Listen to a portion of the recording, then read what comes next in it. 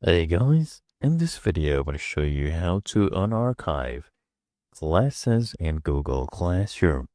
So first I'll come here and click on these dots, the icon for the Google apps, scroll all the way down and I'll click on Google Classroom. Of course you can also use the URL to access this page. Now, all you need to do is first access your archived classes. So if I come here and click on archive classes, I'll be able to see the classes I have archived.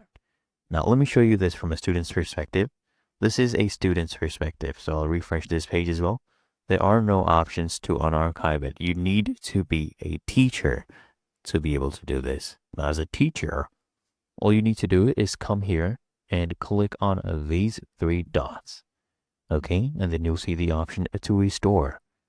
Just go ahead and click on this to restore, and it will give you this prompt.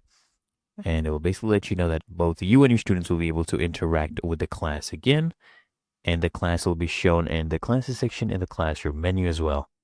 All you need to do is come here and click on restore, and there you go. The class has now been restored. Really that easy and simple.